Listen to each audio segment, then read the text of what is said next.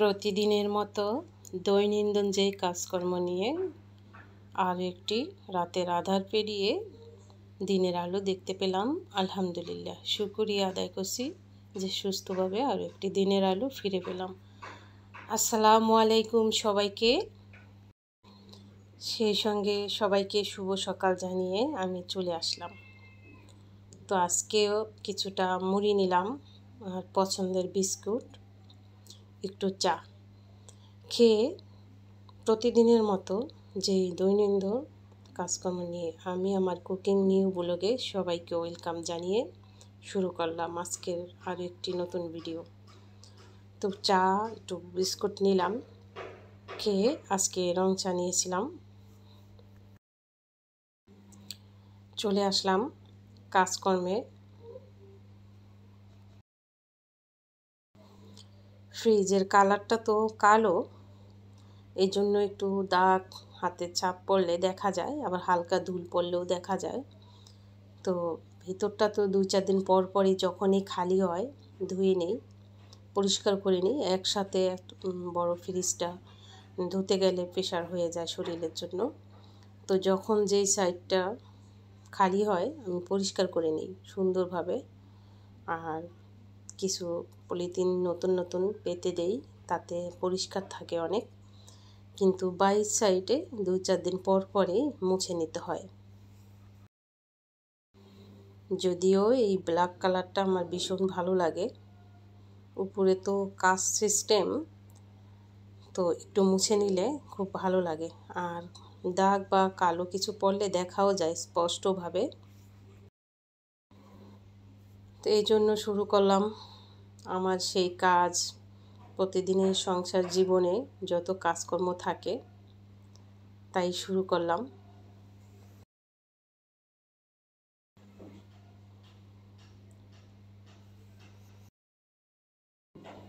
পরিষ্কার করার পরে একদম পরিষ্কার দেখা যাচ্ছে।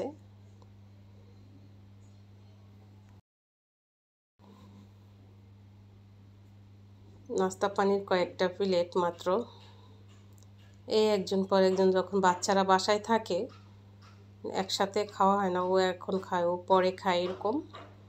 তো ধুবো, দেখি যে বিম নেই, তো ভাবলাম ভরে নেই এখনই। আর এমনিতে আমার পানি ফুটানো, রান্নাঘর মোছা সব কিছু হয়ে গেছে। আজকে দুপুরে ঝটপট করে একটা রান্না করব। যেহেতু বাইরে বৃষ্টি বৃষ্টি ভাব, ঠান্ডা ঠান্ডা লাগছে, একটু গরম যদিও ভিতরে বাসার মধ্যে অতটা ঠান্ডা লাগছে না, তারপরও বৃষ্টি। আর বৃষ্টি হলে মন চায় তখন একটু খিচুড়ি এটা সেটা খেতে। তো আজকে দুটো রেসিপি আমি দেখাবো, একটা স্পেশালভাবে ডিনার রেসিপি শেয়ার করব, আর দুপুরে একটা রেসিপি আসে। তো এই তো আমি ধোয়া পাকলা শুরু করে দিলাম। ধুয়ে টুয়ে রান্না যখন করি তখন রান্নাঘরে যত ময়লা যত যা থাকে, প্লেট হাঁড়ি পাতিল সব কিছু ধুয়ে একেবারে ফাঁকা করে নিই, যাতে কাজ করতে সুবিধার হয়।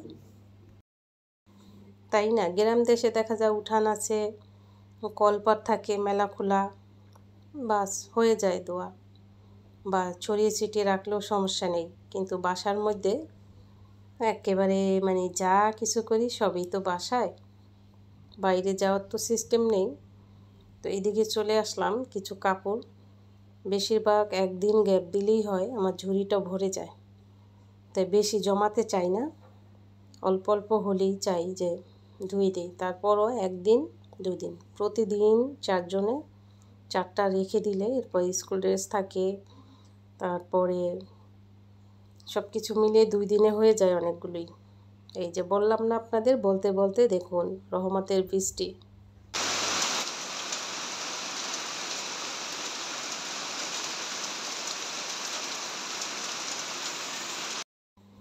বৃষ্টির শব্দটা আপনাদের সঙ্গে শেয়ার করলাম, আর ভীষণ এনজয় করলাম, ভালো লাগলো।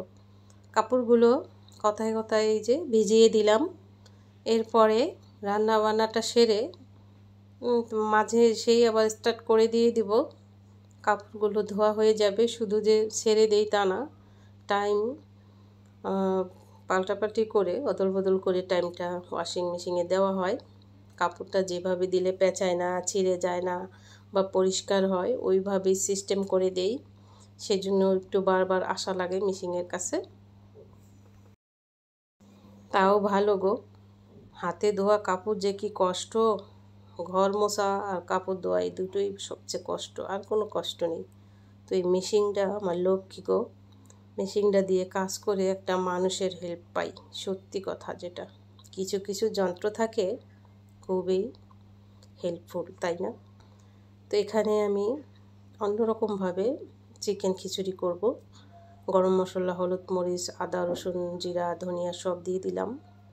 দিয়ে এই যে এই মাংসর হাড় ছাড়া মাংস আর কি ছোট ছোট করে কেটে রেখেছিলাম ওই টিফিন বানানোর জন্য। তো ভাবলাম বাচ্চারা যেহেতু পছন্দ করে আর ঝটপট কীভাবে রান্না করব, তো একবেলার জন্য দুপুরে আমি রান্না করছি। 1 চামচ ঘি দিচ্ছি। আজ ঘি দিয়ে রান্নাটা করব, সামান্য একটু তেল দিলাম। তো ভাবলাম যাই আবার চিকেন এনে তারপরে আবার টিফিন তৈরি করব, যেহেতু সিঙ্গারা 2 বক্স আছে রেডি ডিপে। এই তো 5 মিনিট পর্যন্ত কষিয়ে উঠিয়ে নিলাম। ঝোল ঝোল অবস্থায় মাংসর সাথে ডাল চাল দিলে মাংসটা পানি পানি লাগে কেমন। তো আরও 1 চামচ দিলাম, যেহেতু বললাম ঘি দিয়েই রান্নাটা করব, তাতে স্বাদ তো দ্বিগুণ হবে। তো এখানে মুগ ডাল, মুসুরির ডাল আর মাসকলাই ডালের সাথে কিছুটা চাল দিলাম, ভাতের চাল দিয়ে বললাম না অন্যরকমভাবে একটা খিচুড়ি ঝটপট একবেলার জন্য সবাই খাবে। রাত্রে আবার ডিনারে অন্যরকম সিস্টেম করব। ফুটন্ত গরম পানি দিয়ে দিলাম। এরপরে ভালো করে কষিয়ে নিব। এই রান্নাবান্নার আয়োজনগুলো আগে থেকে রেডি করা ছিল। এই ভিডিওটা আপলোড দিব, এরপরে আবার রান্না শুরু করতে যাব। বুঝি নেই তো, আর হেল্পিং হ্যান্ড ছাড়া ঘর মোছা ঝাড় দেওয়া সেটাও আছে, তাই না? তো যাই হোক,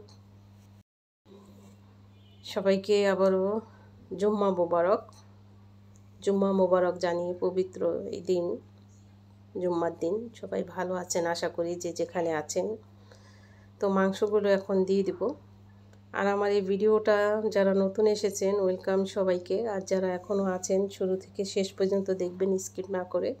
ভিডিওর একটি অংশ যদি ভালো লেগে থাকে, ওই ভালো লাগা থেকেই একটি লাইক এবং সাবস্ক্রাইব করে শেয়ার করে দিবেন সবার মাঝে। অসংখ্য ধন্যবাদ যারা এই কাজগুলো করে দিয়েছেন। কথায় কথায় আপনাদের সঙ্গে আমার খিচুড়ি হয়ে গেছে, সাথে আছে 4টা ডিম 4 জনার। এই রান্নার ফাঁকে 2-3 বার গেছি ওয়াশিং মেশিনের কাছে, গিয়ে ধুয়ে ঠুয়ে শেষমেশ আমার সেই কাপড়গুলো রোদে দেওয়া হয়ে গেছে বন্ধুরা। তো আলহামদুলিল্লাহ আমি নিশ্চিত হয়ে গেলাম যে আমার সব কাজকর্ম পেরিয়ে আমি চলে আসলাম দুপুরের খাবার খেতে। এখন এখানে কিছুটা লেগ পিস নিয়েছি, 4 পিস লেগ পিস নিয়েছি 4 জনার। একটু কেচে কেচে নিয়েছি, ভালো করে ধুয়ে পানি চিপিয়ে, পানি যাতে না থাকে ওইভাবে। এখানে আছে জিরার গুঁড়া 1 চামচ, ধনিয়ার গুঁড়া 1 চামচ, তারপর গরম মশলা 1 চামচ, আদার পাউডার, এলাচের পাউডার, গোলমরিচের গুঁড়া, আর দিয়ে দিলাম রসুন 2 পিস, পেঁয়াজের পেস্ট, আর 2 টুকরো দিয়ে দিব লেবুর রস।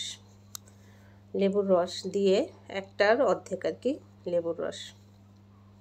বাস এইভাবে ফ্রাই করব তেল ছাড়া, সামান্য একটু তেল দেব। সয়া সস দিয়ে দিলাম। লবণটা এভাবে আপনারা ফ্রাই করবেন, লবণটা হিসাব করে দিবেন। লবণ যে সয়া সসে কিন্তু লবণযুক্ত থাকে, তো আমি একটু কম দিলাম। মরিচের গুঁড়া, হলুদের গুঁড়া আর 2 চামচ দিয়ে দিলাম টমেটো সস। বাস এখন মেখে নেব। মেখে নিয়ে আমি এখন, যেহেতু অনেকটা সময় আছে, একটু নর্মাল ফ্রিজে রেখে দিব, তারপরে বাকি কাজগুলো সারবো। 1-2 ঘন্টা নর্মাল ফ্রিজে থাকবে, তাতে মশলাগুলো চিকেনের সাথে ভালো করে মিশে যাবে। এই দেখুন এতগুলো চিকেন বড় বড়, একটুখানি তেল দিলাম। বাস এখন আমি মেখে দিয়ে তারপরে ঢেকে ফ্রিজে রেখে দিব। বাচ্চারা কি করবে, এগুলোই পছন্দ করে।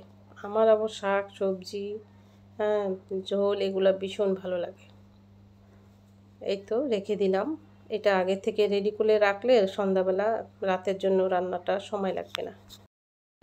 সবাইকে শুভ সন্ধ্যা জানিয়ে আমি চলে আসলাম। এখানে ডো তৈরি করে রেখেছিলাম আর কি একটু আগেই, ইস্ট সামান্য দিয়ে, গরম পানি একটু দিয়ে, ময়দা দিয়ে এই কয়টা মোটা মোটা কয়টা পরোটা তৈরি করব।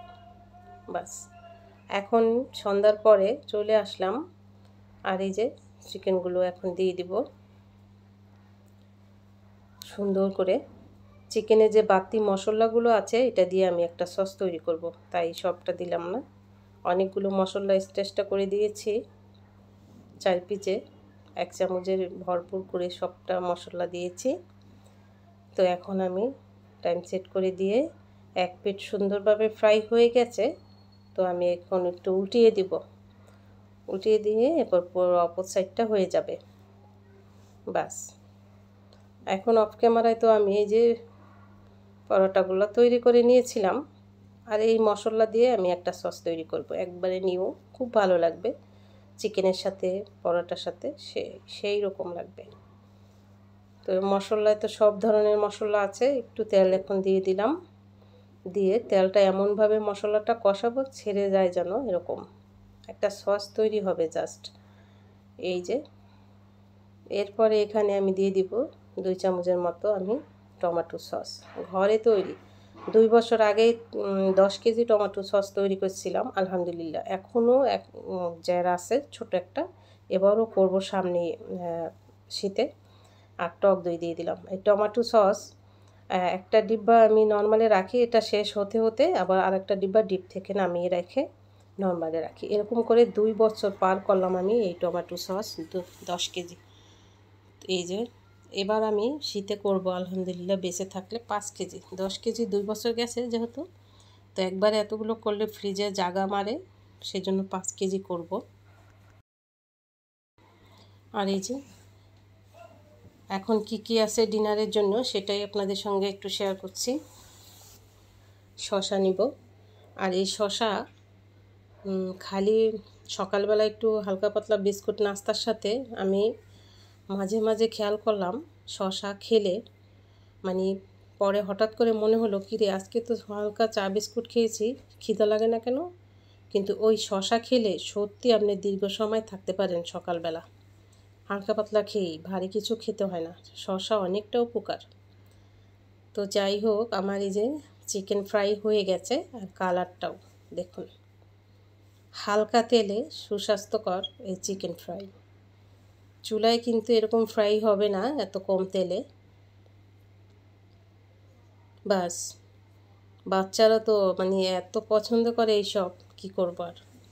বিশেষ করে যে হালকা একটু মশলা পড়েছে, এটা যা স্বাদ লাগে। তো এটা এখন চিকেনের উপর ঢেলে দিব, বাস হয়ে গেল। এখন আমি রেডি করলাম ডিনার। মহান আল্লাহ তাআলার নেয়ামত, প্রত্যেকটা রিজিক, তাই না? তো সবাই খেতে বসে গেছে। বাচ্চারা কিন্তু একটু মাংস একটু ভালো কিছু হলে রাত্রে খায়, যদি দেখে মাছ শাক সবজি আগেই বলবে রাতে খাবো না। তো বাচ্চারা এরকমই, সব বাচ্চারাই শুনি যে শাক সবজি খেতে চায় না, কিন্তু এটাই কিন্তু অনেকটা উপকার, তাই না? ওরা বুঝে না তা। তো আদি বাবা রুটি ছিঁড়ে খেতে পারে না, বড় বড়, তো ছিঁড়ে দিলাম, তো আমিও খাচ্ছি। তো অবশ্যই কমেন্ট করবেন সবাই, আর আমার এই দুটো রেসিপি ট্রাই করবেন, সহজ করে দেখালাম। খুব সফট হয়েছে, সুন্দরভাবে সিদ্ধ হয়েছে দেখুন। তো আলহামদুলিল্লাহ, শুকরিয়া।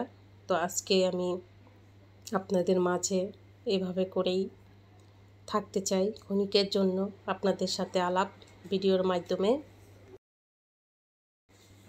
দেশের বাইরে থেকে সকল আপু ভাইয়ারা অনেকেই ভিডিও দেখেন, আমার বাচ্চাদের মতো ছোট ছোট সোনামণিরাও দেখেন। আদিবার বেশ পছন্দ হয়েছে। তো এই যে এগুলো এখন ধুয়ে রেখে দিব সাথে সাথে। আর আজকের ভিডিওটা এই পর্যন্তই। সবাই ভালো থাকবেন, সুস্থ থাকবেন। দেখা হবে অন্য কোনো ভিডিওতে, অন্য কোনো সময়। সেই পর্যন্ত আল্লাহ হাফেজ, গুড নাইট।